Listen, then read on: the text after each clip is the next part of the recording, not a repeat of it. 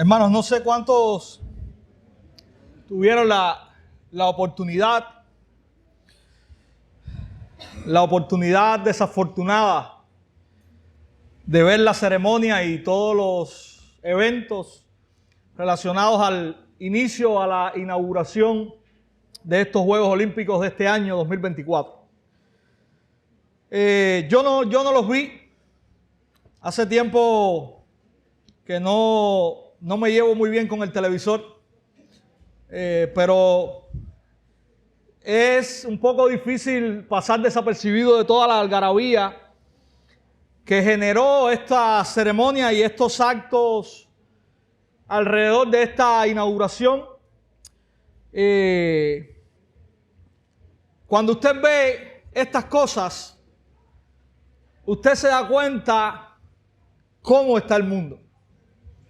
Usted se da cuenta cuánto este mundo está caminando y está obrando y está desafiando a Dios y a su palabra. Y esta semana, cuando veía todas estas noticias y veía todos los artículos que diferentes medios cristianos, diferentes hermanos que conocemos y amamos en diferentes lugares del mundo plasmaron acerca de esta aberrante ceremonia. Y recordamos la predicación de la semana anterior en Apocalipsis 9 y cómo la visión de Juan acerca del juicio era una visión horrenda y cómo a veces nosotros malentendemos realmente quiénes son los malos y quiénes son los buenos. Yo reflexionaba acerca de esto y yo decía, no podemos nosotros ir a Apocalipsis y pensar que cuando Dios decide juzgar lo está haciendo bajo un juicio injusto. No podemos nosotros pensar cuando abrimos Apocalipsis y un texto como Apocalipsis 9 tan horrendo, no podemos pensar que Dios está juzgando, deleitándose y como un juez injusto.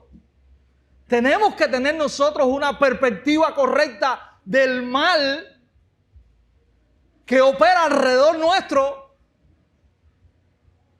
y del cual los hombres de este mundo son partícipes. Una de las imágenes que veía, de todas las que salieron, tenía que ver con un grupo de, no sé ni cómo llamarle eso. Sí, de esos mismos, recreando este cuadro famoso y hermoso por sí, que refleja o trata de reflejar el ambiente de la última cena del Señor con sus discípulos. Nada más y nada menos que un grupo de aberrados sexuales, no desviados, aberrados sexuales, se pusieron allí delante de las cámaras para recrear este cuadro. Hermanos, el corazón del hombre es una máquina de generar pudrición. Nosotros tenemos que estar claros en esto. Y cuando veamos desde Apocalipsis y desde donde cualquier libro de la Escritura, veamos a Dios trayendo juicio, debemos entender que el hombre que es receptor de ese juicio es merecedor de él. Y no quería dejar pasar por esto en la introducción porque esta semana estaba meditando en esto. Y yo sé que para muchos fue algo fuerte Apocalipsis 9, pero es la realidad de un Dios que está usando el mal, que está usando a Satanás y a sus demonios para juzgar como rey soberano Dios, y donde Satanás es uno de los que tiene que hacer reverencia delante de él, para juzgar también todo el mal que los hombres están obrando en este mundo. Llegamos ahora a Apocalipsis capítulo 10 y ya les quiero invitar a abrir sus Biblias.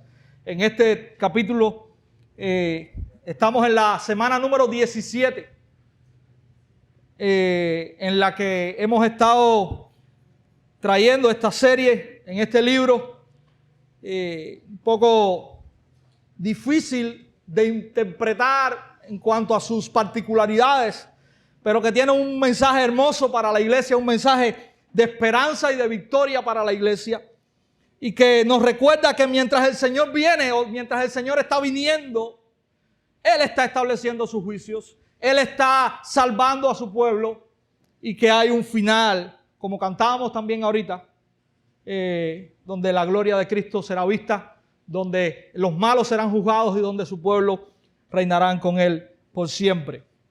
Así que, hermanos, leemos Apocalipsis 10. Quizás hay alguna palabra que esté cambiada si usted usa la Reina Valera. Estamos usando una versión un poco más clara, pero bastante parecida. Dice la palabra del Señor: vi a otro ángel poderoso que descendía del cielo, envuelto en una nube. El arco iris estaba sobre su cabeza.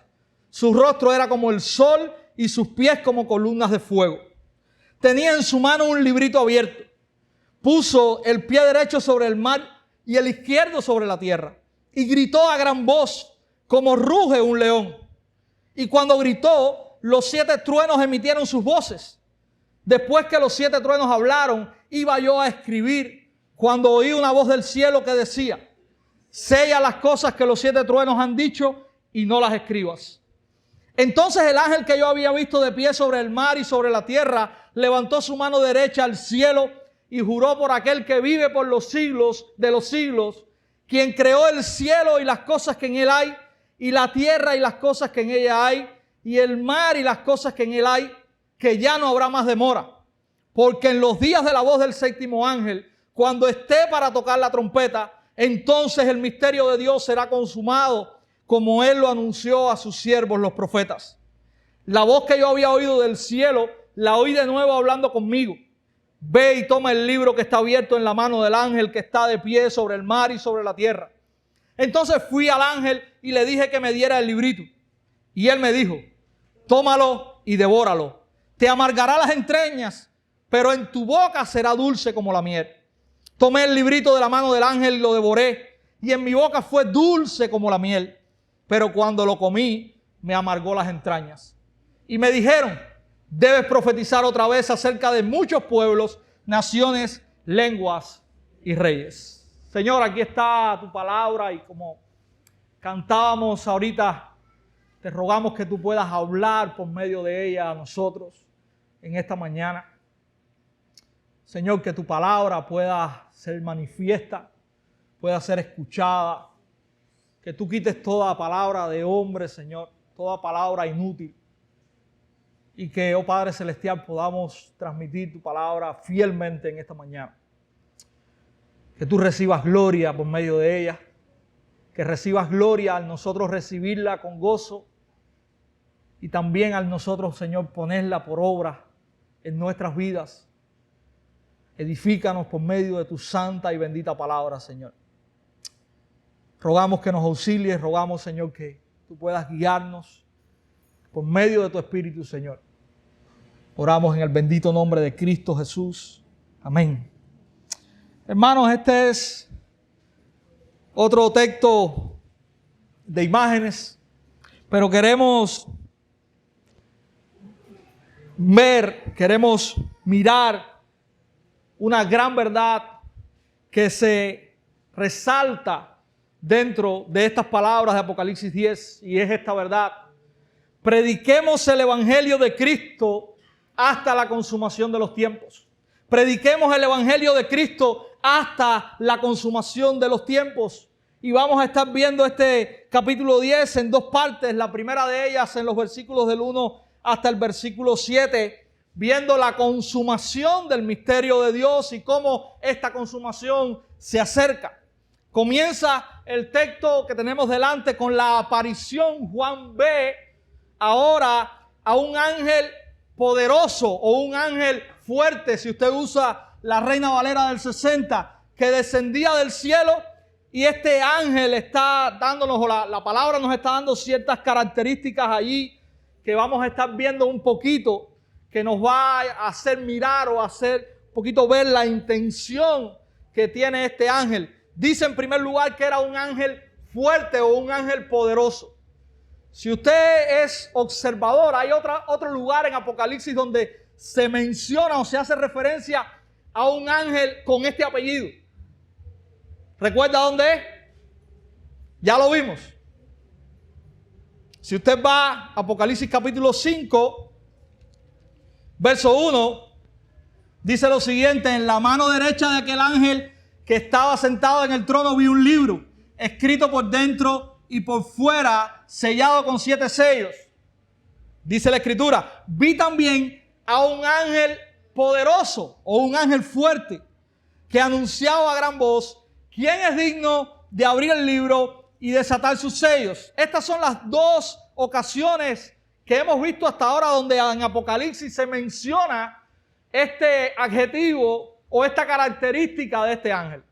Si usted tiene buena memoria, y parece que no la tiene porque no pudo darse cuenta dónde estaba esto, pero déjenme recordarles, cuando estábamos en Apocalipsis 5, estábamos diciendo al hablar de este ángel que no creíamos que era específicamente el Señor Jesús.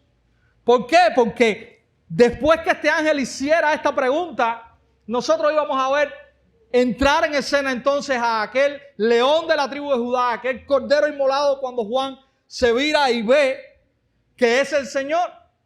Pero sin lugar a dudas, este adjetivo, esta característica que es dado a este ángel tiene una connotación. De hecho, si usted continúa viendo versículos del 1 al 3, las características con las cuales se identifica o se muestra a este ángel son características que tienen ciertos detalles que tienen que ver con la autoridad de Dios. Por ejemplo, se dice que estaba el arco iris sobre su cabeza. Cuando vamos al capítulo 5 vemos la imagen que Juan está viendo del trono. Capítulo 4 vemos que ahí está el arco iris también. Si vemos después como nos dice que sus pies son como columnas de fuego y su rostro como el sol. Se dice que gritó a gran voz como ruge un león. Hay ciertos detalles que nos dan una idea de quién, no solamente de quién es este ángel, sino más bien de qué está haciendo o cuál es su función en esta visión que Juan está viendo. Nosotros creemos que este ángel no se refiere directamente o específicamente al Señor, sino que es básicamente eso, un ángel.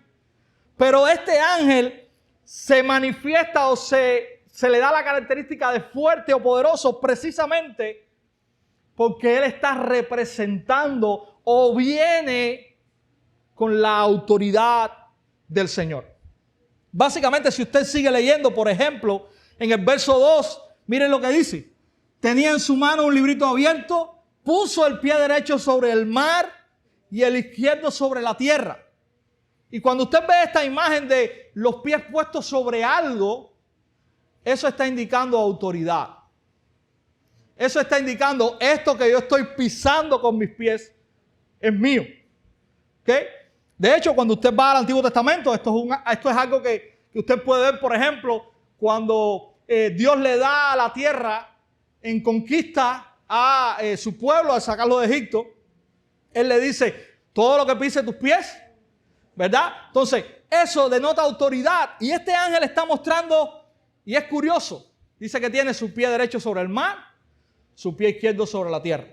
Y esta imagen nos dice que hay autoridad sobre tierra y sobre mar. Hay una declaración de la soberanía de Dios tanto sobre la tierra y el mar, y esto abarca todo lo que nosotros conocemos como el universo. Nuestro Dios no solamente en el capítulo 9 lo estableció cuando Él ordenó que el mal ejecutara su juicio sobre los malos, y veíamos en el capítulo anterior cómo Dios, su soberanía abarca aún a los malos o aún al mal propio, como Martín Lutero decía, el diablo es el diablo de Dios, porque el diablo tiene que someterse también a la autoridad de Dios. Y como veíamos cuando en Job capítulo 1 también Dios daba permiso y quitaba autoridad en cuanto a áreas que el diablo podía o no tocar en la vida de Job. Y aquí, mis hermanos, también estamos viendo que Dios se muestra en esta visión como el Dios que es soberano y que tiene autoridad sobre todo el universo. Nosotros tenemos que recordar y entender que nuestro Dios es el único soberano en el mundo. Aun cuando otros se quieran levantar y reclamen su poder y su autoridad y su soberanía, en última instancia, todos tienen que estar bajo los pies del Señor. Todo lo que hay en este universo es de Dios. Todo lo que hay en este universo se rinde a Dios. Y nada de lo que hagan está ajeno al control, a la voluntad y a la autoridad de Dios. Esa es una de las cosas que nosotros tenemos que entender y Apocalipsis nos los deja ver. Y esto es de ánimo para nosotros. En un mundo, en el mundo de Juan, en el tiempo de Juan, donde los poderes militares, donde la Roma de aquel tiempo se levantaba y pensaba que era el magnífico imperio que todo lo dominaba, donde los creyentes eran torturados, eran perseguidos, sufrían por su fe. Apocalipsis les enseña: yo y solamente yo soy el soberano de toda la tierra. En un mundo o en los tiempos nuestros, donde vemos también una iglesia sufriendo, donde vemos persecución en muchos lugares, donde vemos poca libertad en otros lugares, nuevamente el Señor nos recuerda: yo y solamente yo soy el soberano de este mundo. Solamente yo tengo toda la autoridad en este mundo. Y eso también, mis hermanos, nos alienta a nosotros.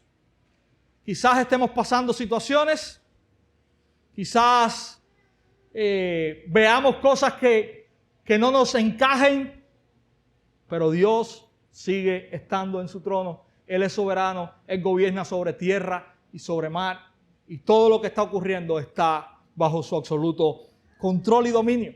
No podemos olvidar eso, mis hermanos. En el verso 2 también se nos dice que este ángel poderoso, ¿qué tenía en la mano? Un librito abierto. Y sin lugar a dudas, la mayor atención que nosotros vamos a tener en Apocalipsis 10 tiene que ver con este librito que está abierto y que está en las manos de este ángel. Y nosotros no vamos a hacer mucho énfasis ahora en esta primera parte, porque el librito va a ser después, en la segunda parte vamos a estar mirándolo con más detenimiento. Los versos 3 y 4 se nos muestran cómo el grito de este ángel poderoso desata 7 truenos. Y estos 7 truenos dice que hablan, y Juan está presto para escribir lo que estos 7 truenos están diciendo, pero escucha una voz que le dice: hey, no escribas nada, sé el mensaje. Y hasta aquí llegamos. Y es curioso, porque cuando usted mira el inicio de Apocalipsis en el capítulo 1, básicamente la encomienda que se le da a Juan era escuchar, y era escribir, y era enviar. Cuando usted llega al final de Apocalipsis en el capítulo 22, a Juan nuevamente se le dice: escribe todo esto que te estás viendo. Sin embargo, ahora, cuando él escucha el mensaje de los 7 truenos, a él se le manda a no escribir, sino a sellar y a guardar. La imagen de los truenos, mis hermanos, es una imagen que ya hemos visto anteriormente. Y como muchas de las imágenes de Apocalipsis, y siempre le digo, Apocalipsis no es un libro que está pensando en el futuro cuando habla de las imágenes. Y como les decía la semana pasada, o creo que no se los dije, pero se los voy a decir, muchas veces cuando las personas ven las imágenes de las langostas del capítulo 9 y la descripción de las langostas, algunos han atinado a pensar que estas langostas son semejantes a lo que nosotros conocemos hoy como helicópteros. Y algunos han dicho: bueno, Juan las muestra de esta manera porque Juan no conoce los helicópteros. Pero cuando nosotros que estamos 2000 años más acá, que ya sabemos lo que es un helicóptero, y vemos la imagen de las langostas, entendemos que las langostas lo que representaban eran los helicópteros. Y yo me quedo así. Hermanos, muchas de las imágenes que Juan está describiendo no son imágenes de hoy, ni son imágenes del mañana, son imágenes del pasado. Y muchas de estas imágenes tienen que ver con cómo ya Dios se ha manifestado en el Antiguo Testamento. Por ejemplo, los truenos. Si usted va al primer libro de Samuel, capítulo 2, ahí vamos a encontrar el cántico de Ana. Y Ana dice algo muy interesante en el versículo 2. Ana dice lo siguiente: los que contienden con el Señor serán quebrantados. Él tronará desde los cielos contra ellos. El Señor juzgará los confines de la tierra. A su rey dará fortaleza y ensalzará el poder de su ungido. Ana está diciendo que la señal de trueno es símbolo de algo. ¿De qué es? De juicio. Pero eso no lo aprendemos hoy. Eso ya está registrado en el Antiguo Testamento. Cuando se nos muestran los truenos, se nos está mostrando en primer lugar que Dios se está haciendo presente. Éxodo 19. Usted puede ir ahí también. Y Ana nos está diciendo que el trueno, cuando lo vemos como una imagen en la Biblia, también está describiendo el juicio de Dios sobre, dice Ana, sobre los que contienden con el Señor, sobre los malos. Pero si usted va a Apocalipsis capítulo 8, verso 5, cuando vemos el séptimo sello ser abierto, nosotros recordaremos que también esta imagen se describe de esta manera. Después, el ángel tomó el incensario, lo llenó con el fuego del altar y lo arrojó a la tierra, y hubo truenos, ruidos, relámpagos y un terremoto. Esta es señal de juicio. Así que, mis hermanos, probablemente lo que Juan escuchó de estos 7 truenos que dieron sus voces y que no les fue permitido escribir, fue lo que más adelante se describe que va a suceder cuando la séptima trompeta suene. Así que esto es lo que pareciera ser. Juan, retén esto, todavía no es el tiempo, llegará, pero todavía no es. Esto no es lo que quiero que tú te centres ahora. Así que séllalo y no lo escribas. No lo narres. No es para este tiempo. Mis hermanos, en los versículos del 5 al 7 hay un juramento.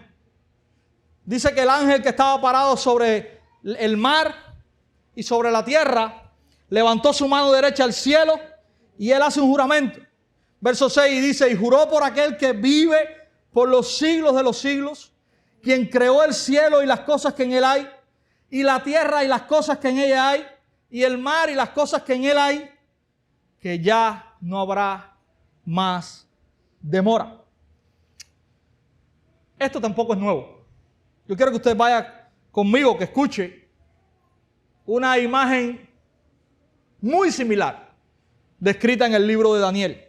Si usted lee el libro de Daniel, capítulo 12, versos del 4 al 7, usted va a escuchar: pero tú, Daniel, guarda en secreto estas palabras y sella el libro hasta el fin del tiempo. Interesante. A Juan se le está mandando a que selle las palabras de los truenos y no las escriba. Así también comienza el versículo 4 del capítulo 12 de Daniel. Dice más adelante: muchos correrán de aquí para allá y el conocimiento aumentará. Entonces yo, Daniel, miré y he aquí otros 2 estaban en pie. Uno a este lado del río y el otro al otro lado del río. Y uno de ellos dijo al hombre vestido de lino que estaba sobre las aguas del río: ¿para cuándo será el fin de estas maravillas? Y oí al hombre vestido de lino que estaba sobre las aguas del río, que levantando su mano derecha y su mano izquierda al cielo, juró por aquel que vive para siempre, que será por un tiempo, tiempos y la mitad de un tiempo. Y cuando se termine la destrucción del poder del pueblo santo, se cumplirán todas estas cosas. Tenemos una imagen muy similar en el capítulo 12 de Daniel. Y si usted quiere escuchar sobre un tiempos y la mitad de un tiempo, venga la semana que viene y David se los va a aclarar. Así que, mis hermanos, tenemos aquí en el registro de Daniel, en el capítulo 12, una imagen muy similar, que está apuntando al cumplimiento total de todas las cosas. Está apuntando al fin de los tiempos. De hecho, esa es la pregunta. ¿Para cuándo será el fin de estas maravillas? Básicamente, si usted lee después del juramento en el versículo 7, tenemos el mismo cierre. Verso 7 de Apocalipsis 10 dice: porque en los días de la voz del séptimo ángel, cuando esté para tocar la trompeta, entonces el misterio de Dios será consumado, como Él lo anunció a sus siervos los profetas. Hermanos, el juicio de Dios viene. Dios ha hecho un juramento al respecto y usted puede estar seguro que Él no miente. Aun cuando nosotros somos partícipes de ver, experimentar y en nuestra propia vida ha sido una realidad, como Dios ha sido paciente. El juicio de Dios un día llegará. Y el ángel está diciendo: ciertamente, juro por el cielo y por la tierra, que ciertamente cuando el ángel toque la séptima trompeta, el misterio de Dios será consumado, como Él lo anunció a sus siervos los profetas. Mis hermanos, este capítulo 7 anuncia un evento.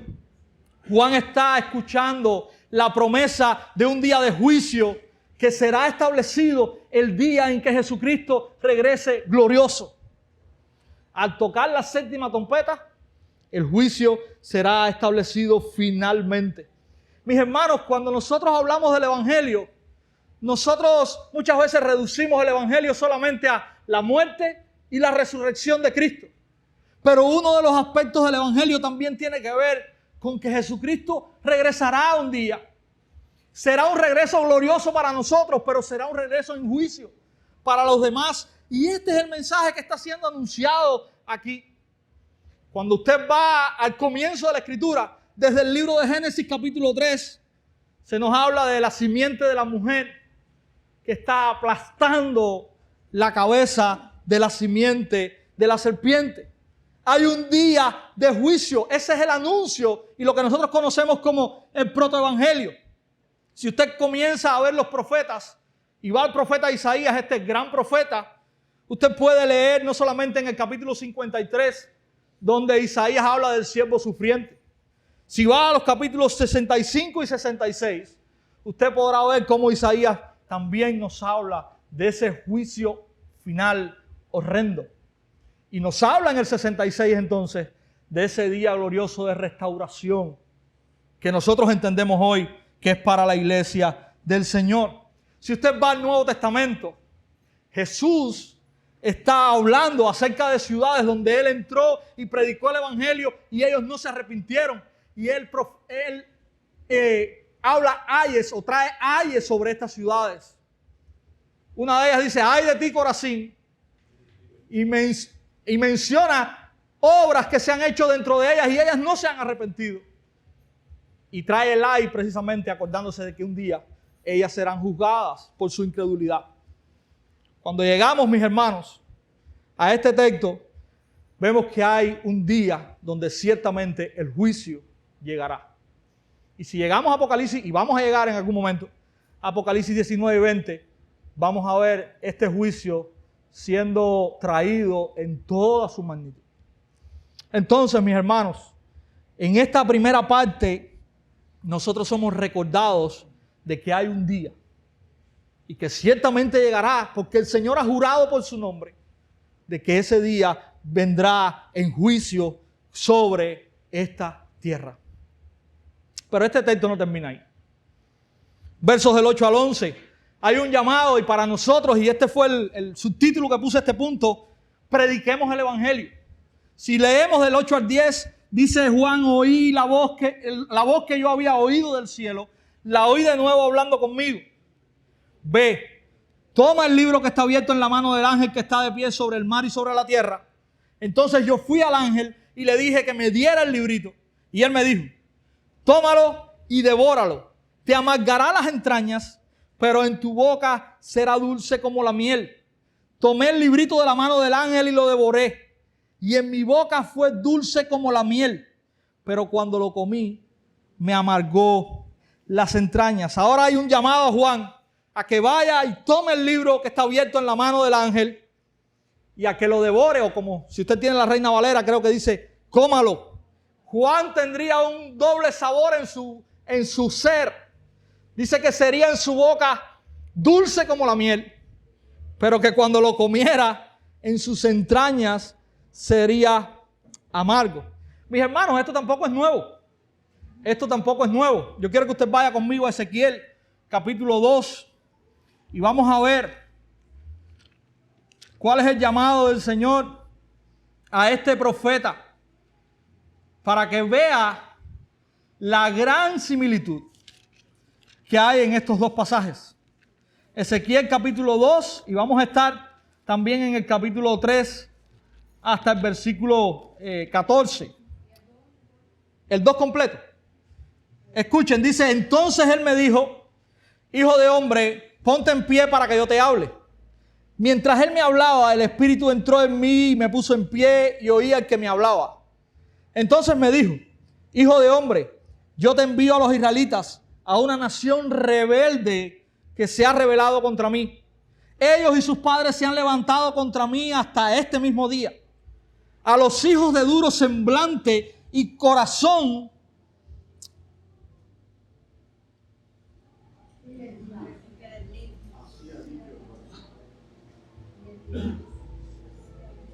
empedernido, a quienes te envío y les dirás, así dice el Señor Dios.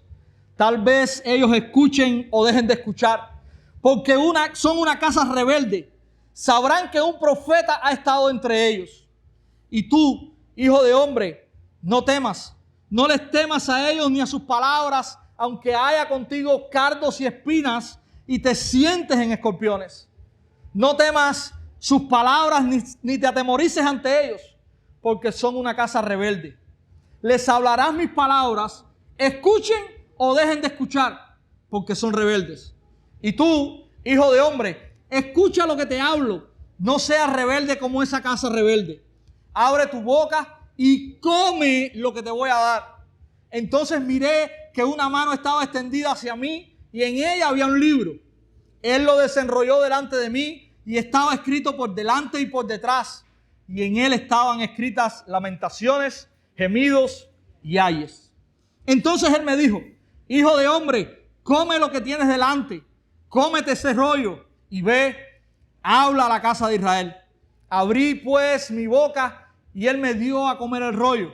Entonces me dijo, hijo de hombre, alimenta tu estómago y llena tu cuerpo de este rollo que te doy. Y lo comí y fue en mi boca dulce como la miel. ¿Estamos escuchando, verdad?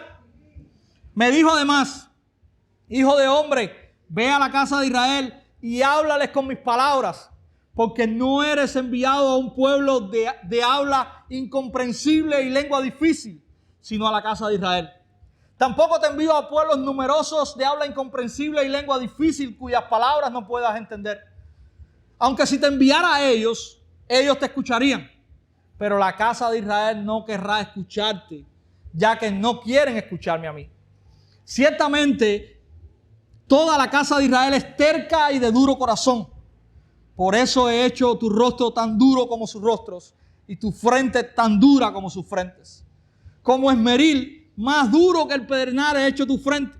No les temas ni te atemorices ante ellos, porque son casa rebelde. Además me dijo, hijo de hombre, recibe en tu corazón todas mis palabras que yo te hablo y escúchalas atentamente. Y ve a los desterrados, a los hijos de tu pueblo, háblales y diles, escuchen o dejen de escuchar. Así dice el Señor. Entonces el Espíritu me levantó y oí detrás de mí un gran ruido atronador. Bendita sea la gloria del Señor desde su lugar. Oí el ruido de las alas de los seres vivientes que se tocaban una a otra y el ruido de las ruedas junto a ellos, un gran ruido atronador. El Espíritu me levantó y me tomó, y yo iba con amargura en la indignación de mi espíritu, y la mano del Señor era fuerte sobre mí. Qué interesante, hermano. El profeta Ezequiel está escuchando una orden de parte de Dios a ir a predicar su palabra a un pueblo en el que 2 veces se le dice a él que este pueblo puede ser que te escuche o no te escuche. Y si usted escuchó conmigo en varias ocasiones, se repite que probablemente no lo vayan a escuchar. Cuando Ezequiel recibe la palabra de Dios y la come, y esta es una imagen por supuesto, y la come, dice que para él, ¿cómo fue? Dulce como la miel. Así como mismo para Juan está haciendo en Apocalipsis 10. Pero si llegamos al versículo 14 del capítulo 3, nosotros vemos cómo también Ezequiel nos dice que él fue y al ver el panorama que tenía delante, esta palabra generó amargura también en su estómago. Hermanos, la imagen que nosotros tenemos delante en Apocalipsis 10 es la misma imagen de Ezequiel capítulo 2 y 3. Es la imagen de recibir la palabra y para aquel que se goza en Dios y en su palabra, esa palabra ser dulce como la miel. Y esa palabra es dulce como la miel, mis hermanos, porque cuando nosotros entendemos y somos humildes a la palabra de Dios y la recibimos con gozo, y ese es el llamado que Dios hace a Ezequiel también cuando comienza el capítulo 3. Recíbela. Y cuando nosotros recibimos la palabra y experimentamos el poder del Evangelio en nosotros, lo que la palabra de Dios dice para nosotros es dulce. ¿Por qué es dulce? Mis hermanos, porque vemos la obra grandiosa de Dios que ha hecho a favor de nosotros.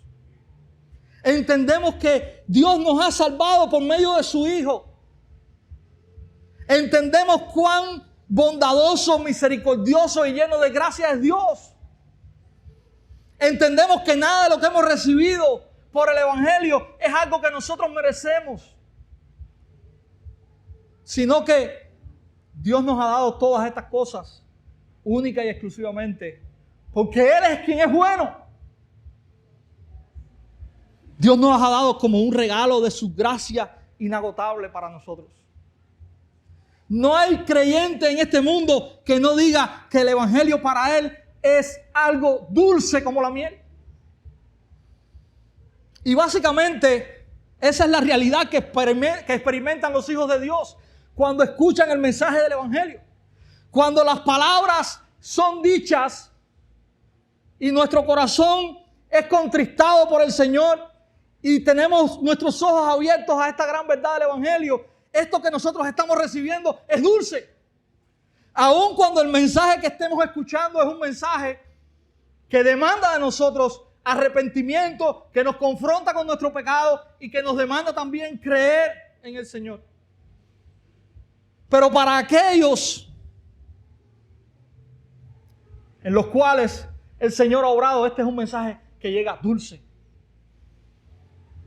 Y cada uno de nosotros que estamos aquí, que somos hijos de Dios, podemos decir qué dulce es el Evangelio para mí. Pero mis hermanos, también es un mensaje amargo. Y el profeta lo veía amargo porque era un mensaje que contrastaba con la realidad que veía alrededor. Cuando vemos imágenes como las que les decía al inicio en los Juegos Olímpicos, cuando vemos gente desafiar a Dios, cuando vemos personas que se levantan a burlarse de Dios, nuestras entrañas se amargan como se amargó el profeta Ezequiel en el capítulo 3. Pero ¿saben qué? Más allá de eso, también el Evangelio, para aquellos que rehúsan escucharlo y creerlo, es un mensaje amargo. Es un mensaje amargo porque les confronta, porque les trata contra su egolatría, La mayor idolatría del hombre, ¿usted sabe qué cosa es? A él mismo. Porque aun cuando recurre a otros dioses, recurre a ellos para su propio bien o beneficio. Y precisamente el mensaje del Evangelio va en contra de eso. Va en contra de tu orgullo, de tu autosuficiencia, de tu manera de vivir alejado de Dios, de cuánto has rechazado a Dios. Y ningún hombre en su orgullo quiere escuchar esas cosas. Para ellos el Evangelio es amargo. Y este es el misterio. Para los que creen es dulce, para los que no creen es amargo. Mis hermanos, pero el llamado de Juan es también, de alguna manera, el llamado de Ezequiel. Juan, cómete el libro, verso 11, y ahora sal y profetiza ese libro. Mis hermanos, para aquellos de nosotros que hemos recibido la dulzura del Evangelio, el llamado también es, al ver la cercanía del día final que fue anunciada en el versículo 7, es tomar la palabra de Dios y anunciarla. El capítulo 10 nos llama a que nosotros, hasta que Jesús venga, tenemos que estar anunciando ese mensaje dulce como la miel. Así que, ¿qué vamos a hacer? ¿Acaso el llamado que se le hizo a Juan en el capítulo 10 de alguna manera no es también el llamado que tenemos nosotros como iglesia hoy? Habla, profetiza acerca de muchos pueblos, naciones, lenguas y reyes. ¿Acaso no es un pueblo conformado por toda esta gente lo que nosotros vemos en el capítulo 7 cuando se nos da esta visión de la adoración celestial? ¿Acaso no es ese el llamado que la iglesia tiene de anunciar las virtudes de aquel que nos ha llamado de las tinieblas a su luz admirable en Santo Espíritu y hasta donde el Señor nos permita llegar?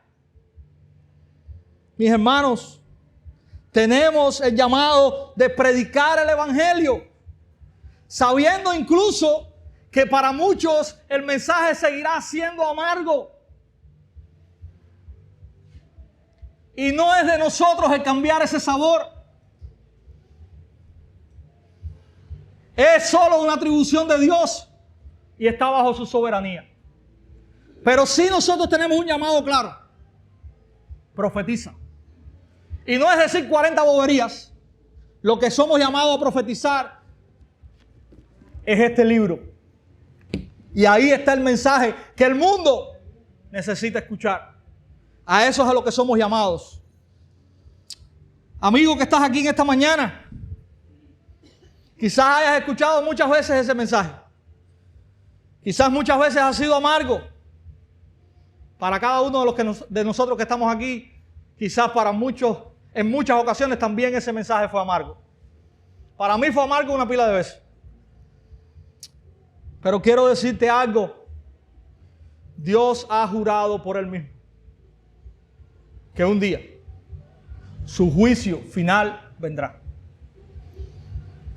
Las imágenes que tenemos de ese juicio son horrendas.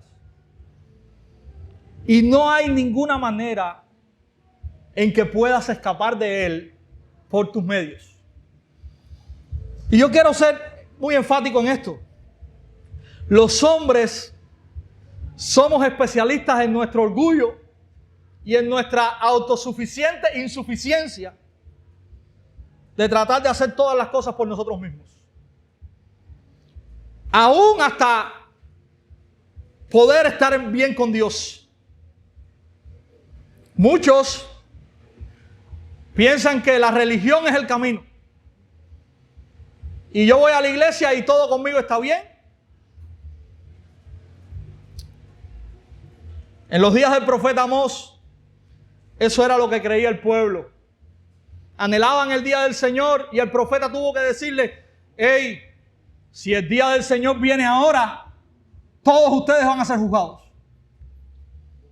Ni la religión, ni tus buenas obras, ni nada de lo que puedas hacer por tu cuenta y en tus medios hará que estés bien con Dios.